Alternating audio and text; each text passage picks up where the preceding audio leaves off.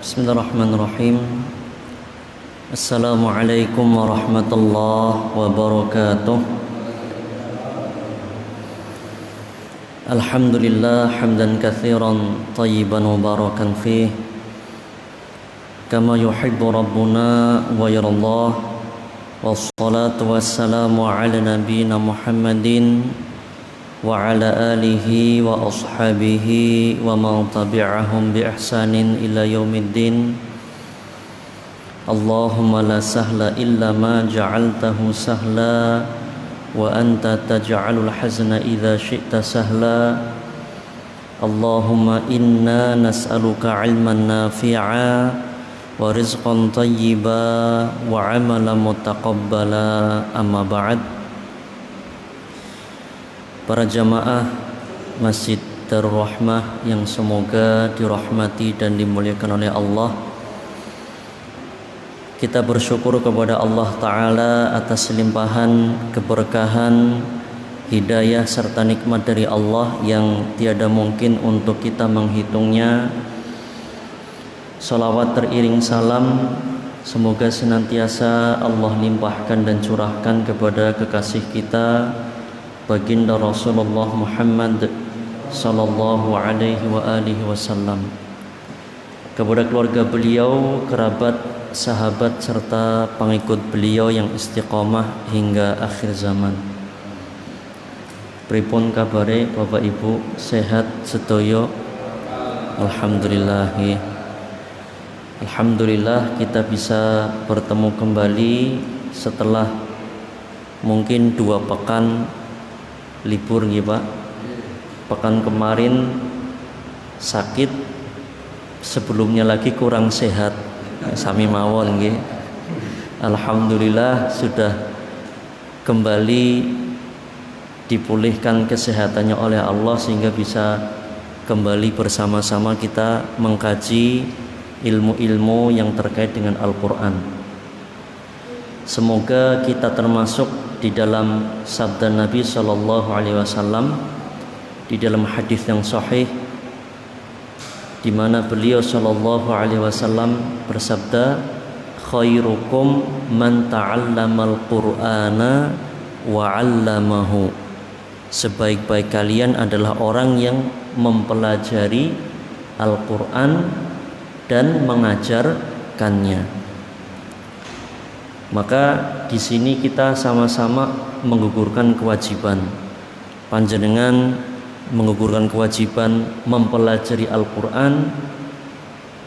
Saya di sini menggugurkan kewajiban mengajarkan Al-Qur'an.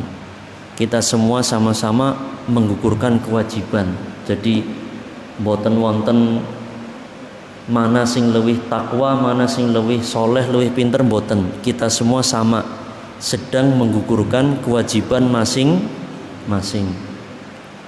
Semoga apa yang nantinya kita bahas ini bisa kita fahami, selanjutnya kita amalkan, setelah itu kita ajarkan kepada keluarga dan kerabat kita sehingga menjadi ilmu yang bermanfaat. Amin. Para jamaah yang dirahmati Allah, insyaallah kita akan kembali kepada tafsir juz amma dan kita akan masuk kepada surat Al-Humazah. Kita sudah selesaikan surat Al-Fil nggih Pak nggih? Katose sudah selesai napa nggih?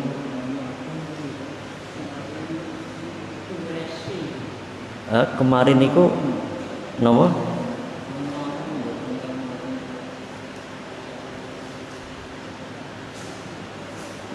Kalau malah kesupen nih Pak. Libur terlalu lama, bukan 2 minggu, 4 bulan nggih. Sebelum corona terakhir kita sampai mana nih? Sampai surat Al-Fil selesai sudah, napa belum?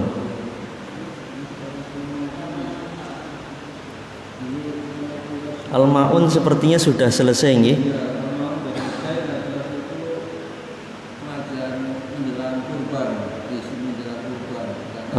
Nggih. Surat Quraisy sudah belum? Sudah selesai napa belum? Sudah. Al-fil sudah nggih? Hah?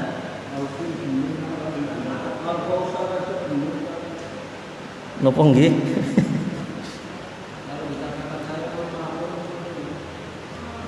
Al-maun sudah niku, Pak. Nggih. Quraisy sudah.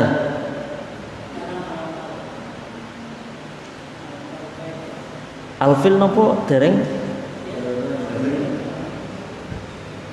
Kurang gila malah surat al. Nggih. Nah, berarti kita sedikit mengulang dulu. Terakhir berarti kita sampai surat Quraisy, nggih. Nah, berarti kita akan memulai kita murojaah niku napa? Mengulang, mengulang surat atau ayat yang sudah pernah kita bahas atau mengulang pelajaran yang sudah pernah kita pelajari. Ya, kita sedikit murojaah atau mereview surat Quraisy ya. Gino mboten Pak Bu?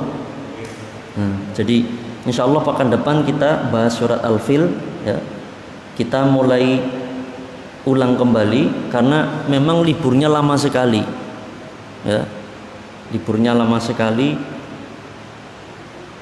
4 bulan kalau mboten salah nggih Pak Bu nggih. 4 bulan terus kita mulai kajian kembali, kita bahas tentang corona, habis itu tentang kurban, terus baru kita kembali kepada tafsir juz amma. Sepakat Bapak Ibu? Kita murojaah surat Quraisy ya. Bismillahirrahmanirrahim. Jadi surat Quraisy ini ya seperti yang pernah kita jelaskan, nek tesih kemutan nggih Pak Bu. Kadose pun kesupen napa lupa. Ya. Kesupen ya kelalen ya. Bahwa surat Quraisy ini menjelaskan kepada kita semua tentang bukti bahwa Allah Ta'ala telah memberikan keutamaan yang begitu besar kepada suku Quraisy, bahwa suku Quraisy adalah suku pilihan dari Nabiullah Ibrahim alaihissalam, memiliki 2 putra, yaitu sinten? Nabi sinten Pak? Nabi Ismail dengan Nabi sinten? Ishak alaihi wassalam. Nah, Nabi Ishak kemudian punya putra Nabi Yakub, kemudian punya 12 putra dan terus memiliki keturunan. Inilah yang disebut dengan Bani Israel. Kemudian dari jalur Nabi Ismail alaihi salam, maka anak cucu dari Nabi Ismail alaihissalam inilah yang menjadi cikal bakal bangsa Arab. Dan suku yang paling mulia yang ada di Jazirah Arab itu adalah suku Quraisy ya, suku Quraisy. Nah, baginda Nabi Ibrahim alaihi salam disebut sebagai Abul Anbiya, yaitu bapaknya para nabi. Karena apa? Karena para nabi dan rasul setelah Nabiullah Ibrahim alaihi salam itu mayoritas adalah keturunan Nabi Ibrahim alaihi salam, baik itu dari jalur Nabi Ishak ataupun dari jalur Nabi Ismail alaihi salam. Nah, kita ulang kembali tentang suku Quraisy. Nah, Quraisy ini adalah suku yang Allah berikan kelebihan-kelebihan. Di antaranya apa? Ya, di antaranya adalah diberikan kepercayaan untuk menjaga Baitullah yang dijaga secara turun-temurun dari sejak dibangunnya. Baitullah atau Ka'bah ini dibangun oleh sinten? Pak Bu? Dibangun oleh Nabiullah Ibrahim dan putranya Ismail alaihi salam, dan terus dijaga terus turun temurun, ya, sampai kapan? Sampai baginda Rasul, dan terus sampai sekarang, dan sampai nanti, ya, hari akhir, sampai nanti ketika Allah takdirkan di akhir zaman, ya, akan beberapa riwayat hadis menyebutkan Ka'bah akan dihancurkan di akhir zaman. Nah, sampai dari waktu pertama sampai terakhir itu terus dijaga oleh keturunan pilihan dari Nabiullah Ibrahim, kemudian Nabiullah Ismail, dan terus seperti itu. Nah, suku Quraisy ini diberikan kelebihan karena menjaga Baitullah, maka sangat dihormati oleh suku-suku yang lain di seluruh jazirah Arab. Seluruh jazirah Arab menghormati Quraisy. Kenapa? Karena menjaga Baitullah. Dan tuntunan manasik atau ibadah haji ini sudah berlaku sejak zaman Nabiullah Ibrahim alaihissalam, sampai ketika Nabi Muhammad Rasulullah sallallahu alaihi wasallam diutus. Ini orang-orang jazirah Arab, ya, masih menjalankan ibadah haji ke Baitullah, ke kota Mekah. Sekalipun di pertengahan jalan itu ada penyelewengan yang pernah kita bahas. Nek panjenengan masih ingat, ya, ada seorang dari suku Khuza'ah, Bani Khuza'ah, yaitu Amr ibn Luhai al-Khuza'i. Sinten? Amr ibn Luhai al-Khuza'i. Ini yang pertama kali membawa berhala ke Masjidil Haram di samping Ka'bah. Berhalanya bernama Hubal. Ya, berhalanya bernama Hubal. Jadi semenjak itulah, jadi awal mulanya Amr bin Luhai ini melakukan perjalanan ke Syam. Syam ini terkenal dengan negerinya para nabi dan rasul. Maka Amr bin Luhai menganggap bahwa di sanalah, ya, warisan para nabi dan rasul.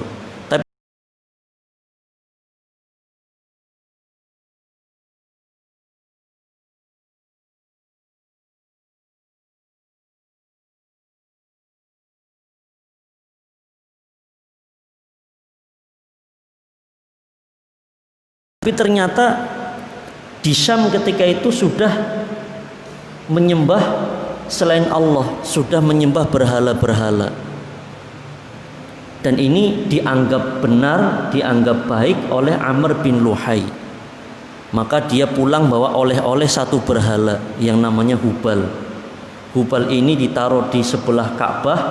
Nah, semenjak itulah Jazirah Arab mulai menyembah berhala. Karena Amr bin Luhai adalah tokoh agama yang dipercaya ketika itu, dan punya niat yang baik. Jadi sekali lagi, orang yang baik dan niat yang baik itu belum cukup menjadi barometer kebenaran. Kula ulangi, Pak. Orang yang baik dan niat yang baik itu belum cukup menjadi barometer atau tolak ukur kebenaran. Ternyata Amr bin Luhai seorang yang ditokohkan di dalam agama dan punya niat yang baik. Agar apa? Ini adalah dianggap warisan Nabi dan Rasul. Ternyata menyimpang dari tauhid yang diajarkan oleh Nabiullah Ibrahim dan Ismail alaihi salam. Semenjak itulah orang-orang Jazirah Arab menyembah berhala. Ketika Nabi SAW diutus di dalam Masjidil Haram, di sekitaran Ka'bah ada berapa? Kurang lebih 360 berhala. 300 swidak, Pak. Masya Allah, banyak sekali. Itu yang di dalam Masjidil Haram. belum lagi yang di luar-luarnya, belum lagi yang berhala-berhala milik kabilah-kabilah, belum lagi berhala-berhala yang di dalam rumah. Subhanallah. Nah, singkat cerita, karena Jazirah Arab ini, terutama di Mekah ini adalah daerah yang tandus, daerah yang gersang, untuk pertanian itu sulit, peternakan juga susah. Mereka untuk peternakan itu mengandalkan padang rumput yang musiman. Jadi kebiasaan orang-orang Quraisy di zaman jahiliyah ketika itu, mereka punya hewan-hewan ternak, nanti digembalakan oleh para budak, ya.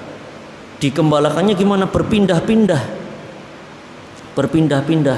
dari satu padang rumput atau kumpulan rumput-rumput, nanti habis pindah ke tempat yang lain, ya, karena memang panas gersang.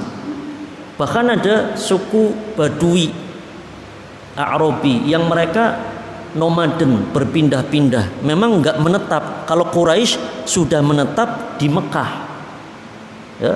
Jadi Badui ini berpindah-pindah, rumahnya itu bukan permanen seperti Quraisy, itu rumahnya sudah pakai, ya, rumah permanen. Kalau kita lihat di gambar-gambar kuno atau di film-film kuno, itu rumahnya yang bentuknya kayak kotak nih Bang. Nah, kalau suku Badui lebih sederhana lagi, pakai kemah-kemah mereka.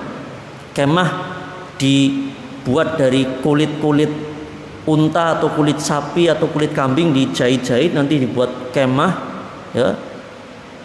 Nanti mereka pindah-pindah sesuai dengan ketersediaan rumput. Jadi daerah sana ada rumput, mereka pindah ke sana. Ini yang Baduinya, ya.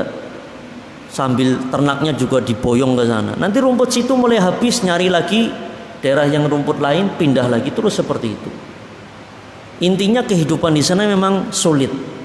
Nah, sampai kemarin kita ceritakan ketika itu sampai suku Quraisy, ya, sampai pada waktu-waktu paceklik, waktu-waktu tertentu mereka dilanda kelaparan. Bahkan di antara mereka banyak yang meninggal. Dan sampai pada akhirnya, ya, tokoh-tokoh Quraisy dari Hashim, yaitu dari kakek-kakeknya baginda Rasul, Hashim, kemudian ke bawahnya terus, ini yang mulai membuka jalur perdagangan. Jalur perdagangan yang itu sudah di zaman itu sudah internasional, antar negara, dari Arab ke Syam dan ke Yaman. Subhanallah. Yang membutuhkan waktu perjalanan jauh.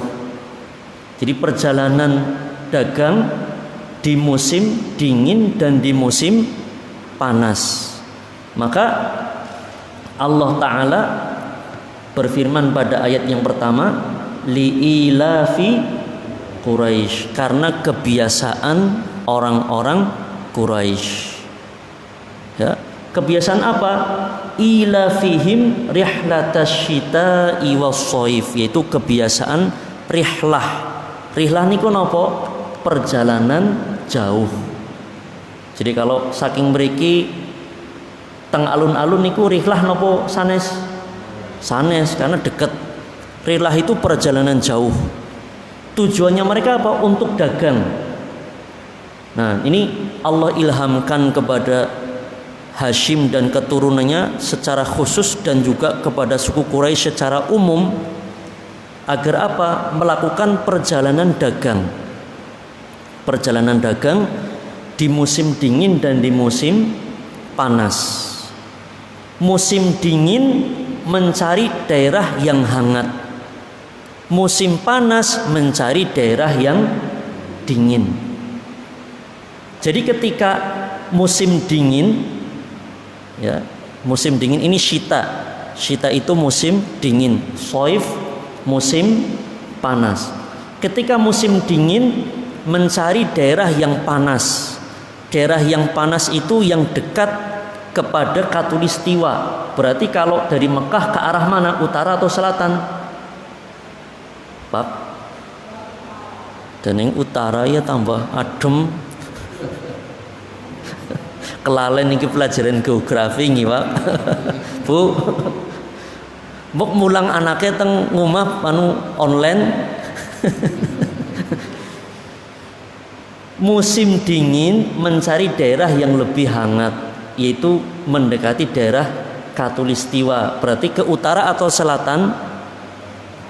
Selatan, nggih. Berarti selatannya Mekah daerah nopo? Yaman.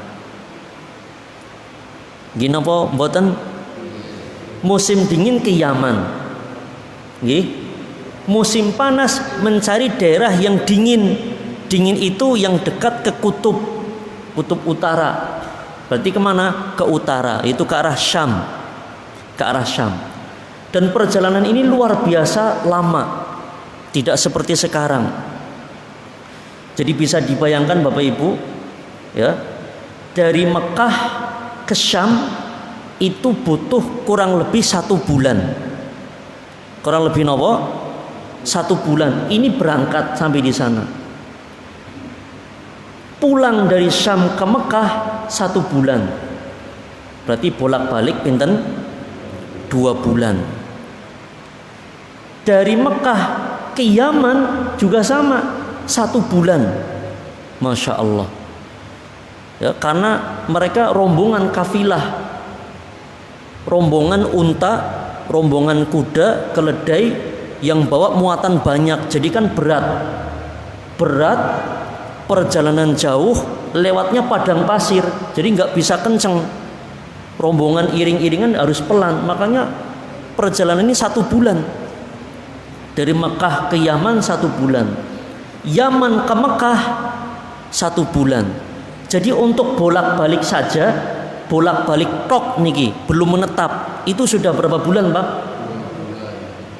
Bolak-balik Mekah ke Syam, balik ke Mekah lagi, ke Yaman, balik ke Mekah lagi. Ini ku berapa bulan?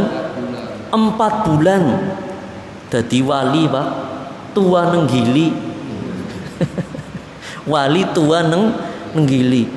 Masya Allah. Nah, ini kecerdasan mereka suku Quraisy ini, karena di Mekah ini sulit, pertanian sulit, ya, peternakan susah, kerajinan apa segala macam sangat minim. Akhirnya yang bisa mereka lakukan adalah perdagangan. Mereka ketika ke Syam, ke utara ke Syam, membeli barang dagangan di Syam, kemudian kembali ke Mekah, sambil di jalan sambil dijual, ya, ditawarkan ke kabilah-kabilah yang mereka lewati, nanti sampai Mekah dijual juga, terus dibawa ke Yaman, barang dagangan dari Syam dijual ke Yaman. Ini kan barang yang jarang didapat dari Syam ke Yaman, ya, barang-barang orang Syam jarang terdapat di Yaman. Setelah habis dagangan dari Syam, belanja dagangan dari Yaman, nanti mulai pulang dijual di jalan, terus dijual di Mekah juga, terus lanjut kemana? Ke Syam, dijual di Syam. Barang dagangan dari Yaman dijual ke Syam, habis beli lagi dari Syam, terus begitu bolak-balik. Masya Allah. Akhirnya mereka jadi saudagar kaya. Yang awalnya mereka itu terlilit paceklik sampai sebagian meninggal satu persatu, seperti yang pernah kita ceritakan dulu. Nek nasi kemutan nggih, Pak. Kemutan apa kelalen niki? Nah, itu mereka sampai kondisi krisis ekonomi, krisis pangan yang sangat buruk, sampai menjadi saudagar kaya. Dan mereka yang sudah kaya raya ini membagikan kepada fakir miskin yang ada di kota Mekah, kepada kerabat-kerabat mereka yang fakir miskin, sehingga mereka jadi suku terkaya di Jazirah Arab. Kaya, ya, karena ekonominya meningkat. Kemudian mereka secara nasab juga yang paling dihormati karena menjaga Ka'bah. Maka mereka menjadi suku yang paling dihormati karena segi agama dan segi ekonomi. Masya Allah, dua-duanya dapat ketika itu, ya, Masya Allah. Jadi mereka membantu karena persaudaraan di antara mereka sangat kuat, ya. Mereka membantu fakir miskin dari kabilah-kabilah mereka, sesama suku mereka dibantu. Yang nggak bisa ikut dagang dikasih subsidi oleh mereka. Akhirnya mereka menjadi kaya. Sehingga yang awalnya kelaparan menjadi apa? Menjadi saudagar kaya. Sehingga banyak saudagar-saudagar dari Quraisy yang mereka terkenal sangat dermawan, memberi makan orang haji, ya, seperti kisahnya Lata, ya. Lata ini seorang kaya raya dermawan. Ini sebetulnya bukan nama aslinya. Nama aslinya Allah alam bisawab, ya, tidak, saya belum menemukan referensi sejarah ini nama aslinya siapa. Tapi Al-Lata ini adalah julukan bagi seorang tokoh besar di Quraisy. Mereka itu dermawan, memberi makan, ya, orang-orang haji. Lata ini julukan, yaitu alladzi yalutus sawiq. Yalutu itu yang apa ini? Nah, ini namanya apa, Pak? Meremas. As-sawiq itu adonan kue. Jadi orang yang membuat adonan kue. Maksudnya dia yang memberikan donasi berupa roti untuk bahan makanan bagi para jamaah haji. Masya Allah. Nah, para jamaah dan kaum muslimin yang dirahmati Allah, nikmat besar ini tidak Allah berikan kepada selain suku Quraisy, ya. Maka kita lanjutkan, ya. Ila fihim rihlatasyita'i was-shaif, ya. Karena kebiasaan mereka melakukan perjalanan dagang pada musim dingin dan musim panas, ya. Falyabudu rabb hadzal bait, maka hendaklah mereka menyembah Rabb atau Tuhan pemilik, ya, hadzal bait, rumah ini, yaitu Ka'bah, Baitullah. Kenapa mereka wajib untuk menyembah Allah Ta'ala? Karena alladzi at'amahum, karena Allah lah yang memberi makan mereka, min ju'in, di mana sebelumnya mereka merasakan kelaparan sebelum Allah ilhamkan perjalanan dagang kepada mereka, wa amanahum, dan menjadikan mereka aman, min khauf, dari rasa takut. Jadi ada dua nikmat besar yang disebutkan di akhir surat pada ayat terakhir, alladzi at'amahum min ju' wa amanahum min khauf. Dua nikmat besar yang Allah berikan kepada suku Quraisy. Pertama, diberikan makanan, di mana sebelumnya mereka kelaparan, apalagi saat musim paceklik. Kedua, diberikan rasa aman. Maksudnya bagaimana? Ketika itu para jamaah yang dirahmati Allah, ya, rasa aman sulit didapat di daerah Jazirah Arab. Kenapa demikian? Karena secara SDM dan SDA, secara SDM itu secara sumber daya manusia dan sumber daya alam, ini mereka tergolong sulit. Sumber daya manusia, mereka bangsa Arab yang temperamennya adalah, ya, temperamennya keras, terpengaruh oleh iklim yang ekstrim. Ekstrim niku nopo, Pak? Radikal nopo? Ekstrim apa? Yang perbedaan antara satu dengan kedua beda. Jadi bisa dibayangkan, Pak, di Jazirah Arab itu iklimnya iklim kontinental. Nopo niku angel temen bahasane niki Pak Ustad. Kontinental niku dataran luas, ya. Jadi dataran luas yang jarang gunung-gunung tinggi, Kalau kita kan banyak gunung tinggi, nggih. Di sana adanya bukit-bukit, nggak sampai gunung-gunung tinggi, dan padang gersang. Sehingga ketika malam itu dingin sekali.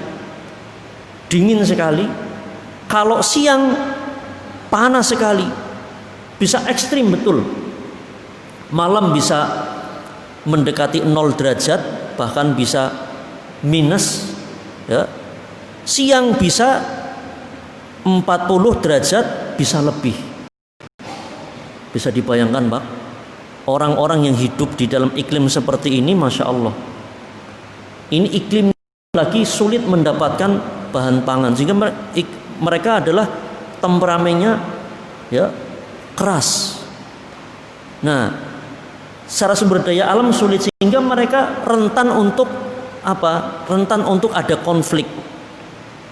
Rentan adanya konflik, apalagi tidak ada pemimpin tertinggi. Tidak ada pemimpin tertinggi. Nah, kalau di Syam itu ada kerajaan. Ketika itu kerajaan di bawah Romawi, ya, di bawah Romawi. Sedangkan di Yaman juga ada kerajaan yang nanti kita kisahkan di surat Fil setelahnya. Itu yang kerajaan ini di bawah kegubernuran, di bawah Ethiopia, itu Abroha, ya, Abroha ini di bawah Ethiopia atau di bawah Habasyah ketika itu. Di mana Syam dengan Yaman juga sama-sama ketika itu sama-sama memeluk agama Nasrani.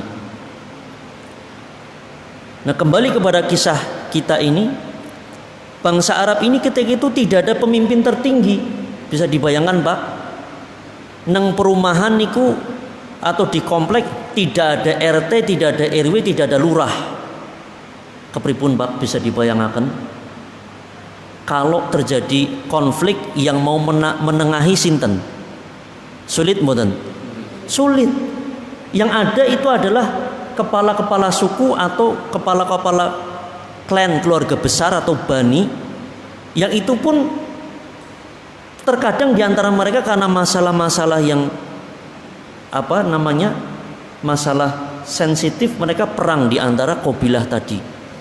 Bahkan ada suku yang punya musuh bebuyutan, seperti Yathrib. Yathrib ini nama kota Madinah sebelum Nabi hijrah.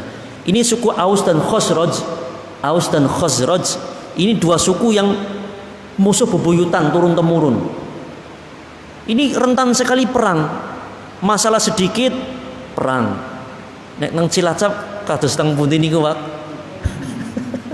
Perlu disebut geng mana sama geng mana yang sering tawuran nggih. Nah, itu berarti niru sinten niku? Niru zaman jahiliyah niku, yang suka tawuran, yang suka geng-gengan. Nah, bisa dibayangkan. Nah, mereka ini sehingga apa?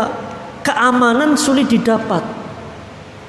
Antar suku rentan perang, masalah sensitif, masalah sedikit bisa perang. Lomba panah kalah, yang kalah nggak terima perang. Lomba balap kuda kalah, yang kalah nggak terima perang. Kados nopo? Bonek nopo nggih?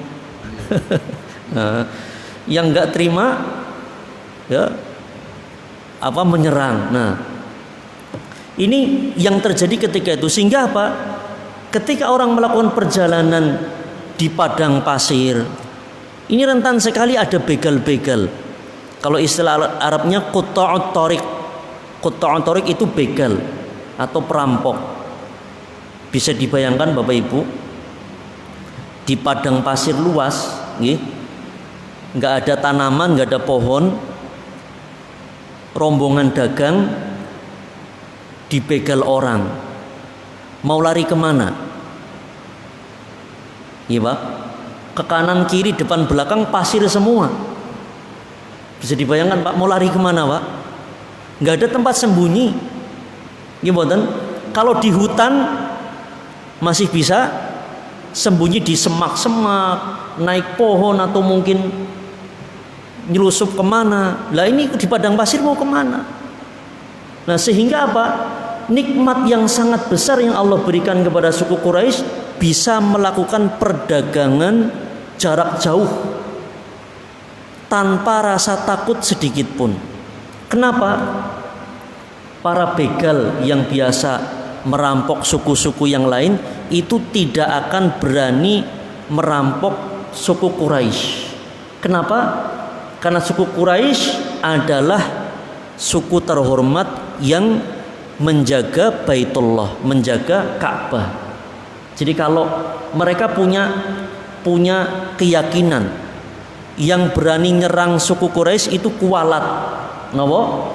Kualat. Kenapa? Mereka ini suku yang dihormati. Nah, kalau ada yang berani nyerang Quraisy, mereka nanti ketika akan haji kan harus datang kemana? Ke Mekah. Nah, sehingga mereka nggak ada yang berani mengusik suku Quraisy, sehingga melakukan perjalanan dagang dari Mekah ke Syam, Mekah ke Yaman lancar tanpa ada gangguan. Kalau suku lain yang melakukan nggak akan bisa. Baru jalan sebentar sudah dibegal oleh suku yang lain.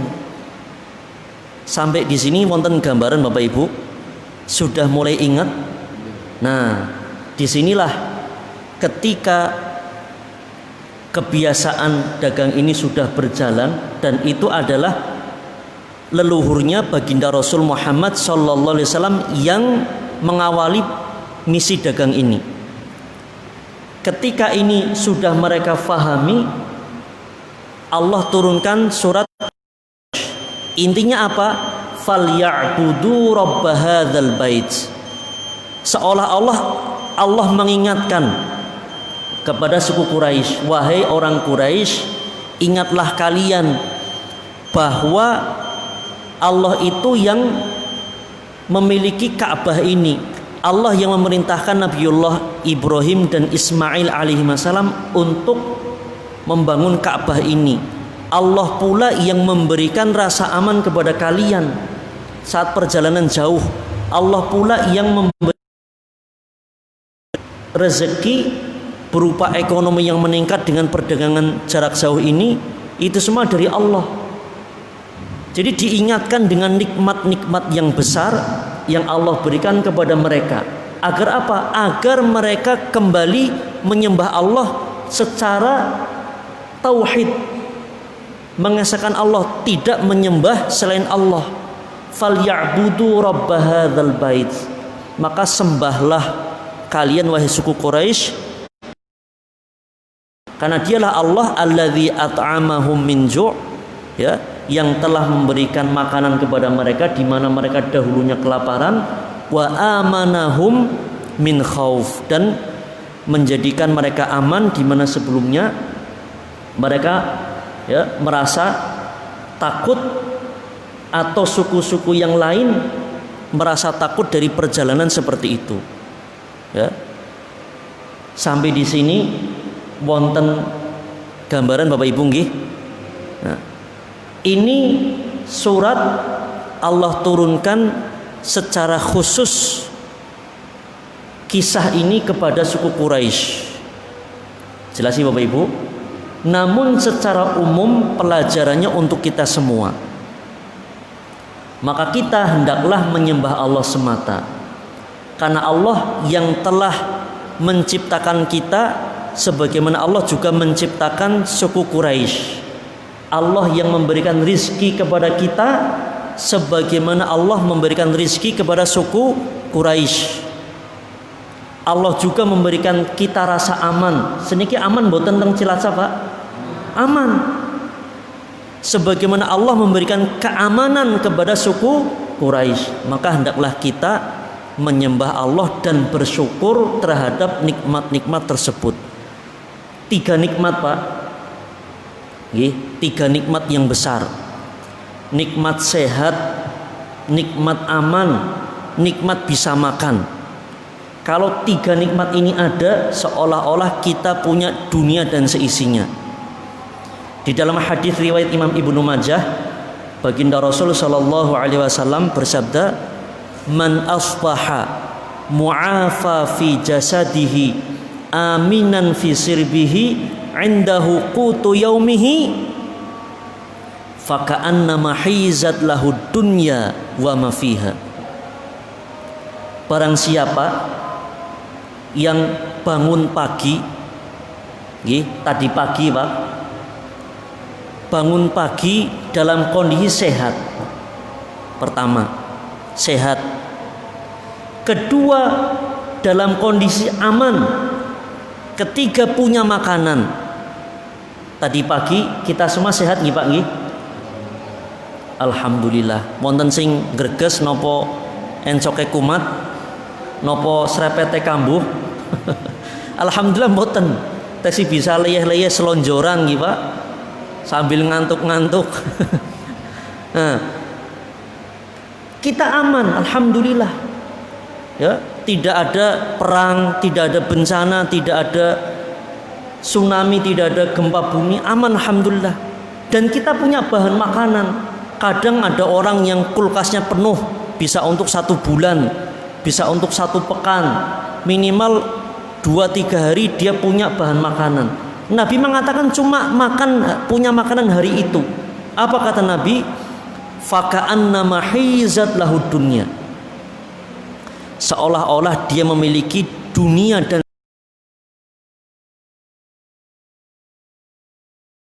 seisinya. Masya Allah. Karena kenikmatan duniawi itu cuma puncaknya di 3 hal Pak. Sehat, aman, bisa makan. Niku tok. Nggih. Niku tok 3 puncaknya. Kita punya mobil atau rumah semewah apapun, kalau sakit nggak bakal nikmat. Nggih mboten? Nggih mboten Pak? Nggih. Ya. Kesehatan bukan segalanya, tetapi segalanya seolah tiada arti tanpa kesehatan. Kalau orang Arab punya pepatah, as-sihhatu tajun ala ru'usil asihha, la ya'rifuha illal mardo. Kesehatan laksana mahkota di atas kepala orang yang sehat. Tiada mengetahui betapa mahalnya kesehatan kecuali orang yang sudah jatuh sakit. Gimana? Baru ngerasa kalau sehat itu mahal setelah meriang. Jebule nikmat untune sehat niku mahal. Baru kerasa pas lara untu. Gimana? Keamanan ini sering kita lupakan. Kita lihat saudara-saudari kita di Palestina, di Myanmar, di Suriah, kaum muslimin Uighur di Cina, ini sedang tidak aman. Mahal nikmat keamanan. Kalau nggak aman, nggak bisa sekolah, nggak bisa kerja, nggak bisa produksi, nggak bisa dagang, semuanya ya macet, ekonomi nggak jalan, kegiatan pendidikan nggak jalan. Kenapa? Tidak aman. Dan makanan ini adalah intinya yang bisa menjadikan kita bertahan hidup. Nah, jadi kita harus bersyukur dengan 3 nikmat ini yang Allah berikan kepada kita semua. Dan satu hal, ini mumpung tanggal pinten niki Pak? 12 nopo? Agustus. Nikmat kemerdekaan Pak. Nikmat nopo senes? Nikmat. Ayo kita isi dengan nopo? Joget-joget. Nopo nyumut di mercon, bukan dengan kontribusi kepada bangsa dan negara, bukan mung joget-joget tok, bukan mung nyumut di kembang api tok, tidak, bukan dengan itu mengisi kemerdekaan dengan memberikan kontribusi yang terbaik bagi bangsa dan negara. Segala potensi yang kita miliki kita berikan kepada bangsa dan negara yang kita cintai ini. Ya. Di bidang apapun yang kita bisa, bidang pendidikan, bidang agama, bidang ekonomi, bidang sosial, bidang politik, bidang militer, bidang kesehatan, bidang apapun yang kita mampu di situ, kita berikan kontribusi terbaik bagi bangsa dan negara, bagi masyarakat kita. Kenapa nikmat kemerdekaan? Karena 3 hal tadi, sehat, aman, makanan, itu tidak akan tercapai atau tidak akan sempurna jika tidak ada kemerdekaan. Setuju? Setuju mboten Pak Bu? Ayo, maka ya kita isi kemerdekaan ini dengan apa? Dengan amal soleh, dengan belajar yang tekun, ya. Para pejabat haruslah bersyukur dengan kemerdekaan ini dengan apa? Memimpin dengan baik. Rakyat mentaati pemerintah selama kebijakannya baik dan benar. Ya, seluruh elemen bangsa haruslah memberikan kontribusi yang terbaik bagi bangsa dan negara ini. Amin. Insya Allah, ya, ini menjadi negara yang gemah ripah loh jinawi, toto tentrem karto raharjo baldatun toyibatun warobun ghafur. Ini kayak pidato kenegaraan niki Pak. Wonten pertanyaan mboten niki? Mboten wonten. Dan terakhir kita mensyukuri kemerdekaan dengan apa? Dengan amal soleh, dengan iman dan takwa. Karena kunci untuk meraih gemah ripah loh jinawi, toto tentrem kartora harjo baldatun toyibatun warabun ghafur, itu dengan apa? Dengan takwa, iman dan takwa. Di dalam surat Al-A'raf ayat 96. Surat napa? Al-A'raf ayat pinten? 96. Allah Ta'ala firmankan, walau anna ahlal qura amanu wattaqau. Jika seandainya penduduk negeri itu beriman, iman kepada Allah, tauhid, menyembah Allah semata, wattaqau, dan beramal soleh. Realisasi dari iman adalah amal soleh. La fatahna alaihim, ini janji Allah, niscaya akan kami bukakan pintu-pintu keberkahan. La fatahna alaihim barokati minas sama'i wal ard. Pintu-pintu keberkahan dari mana? Dari langit dan dari bumi. Dari atas hujannya deras, dari bawah barang tambang, hasil hutan, hasil bumi, hasil laut, semuanya gemah ripah loh jinawi. Tapi sebaliknya, jika bermaksiat, ya, walakin kadzabu fa akhadnahum bima kanu yaksibun. Ya, jika penduduk negeri itu bermaksiat dan mendustakan ayat-ayat Allah, maka Allah akan azab mereka dengan sebab dosa-dosa yang mereka lakukan. Dan terakhir di dalam surat Syura, surat nopo? Syura ayat 30. Kalau surat Al-A'raf ayat 96 tadi kaidahnya iman dan takwa menjadi sebab datangnya kenikmatan dan keberkahan. Dan sebaliknya di dalam surat 30 itu menjadi kaidah bahwa kemaksiatan menjadi sebab bencana. Allah Ta'ala firmankan surat nopo tadi? Syura ayat pinten? 30. Wa ma asabakum mim musibatin fabima kasabat aydikum wa ya'fu an katsir. Ayat ini sudah pernah kita bahas ketika kita bahas tentang corona nggih, Pak. Ya. Apa saja musibah yang menimpa kalian wahai manusia, tidak lain dan tidak bukan adalah dengan sebab dosa-dosa yang dilakukan oleh kita semua. Dan Allah mengampuni dari dosa-dosa yang banyak. Jadi mengisi kemerdekaan adalah dengan iman dan takwa, selanjutnya dengan kontribusi kepada bangsa dan negara. Cukup nggih Pak nggih? Cukup niki? Nah, niki pengajian kok kados pidato kenegaraan nggih. Mugi-mugi bisa difahami dan bisa bermanfaat. Karena surat Quraisy itu juga menjadi acuan bagi kita di dalam berbangsa dan bernegara. Quraisy itu sebuah bangsa kecil, negeri Mekah, di mana Allah berikan keamanan, diberikan kenikmatan. Mereka haruslah bersyukur dengan mentauhidkan Allah. Maka kita bangsa yang besar juga harus mengambil pesan moral yang Allah turunkan pada surat Quraisy tersebut. Semoga bermanfaat. Kita tutup dengan doa kafaratul majlis. Subhanakallahumma bihamdik asyhadu an la ilaha illa anta astaghfiruka wa atubu ilaik. Ngapunten atas segala kekurangan. Semoga bermanfaat dan semoga kita istiqamah. Wassallallahu ala nabiyina Muhammadin Wa akhiru da'wana anil hamdulillahi rabbil alamin. Wassalamualaikum warahmatullahi wabarakatuh.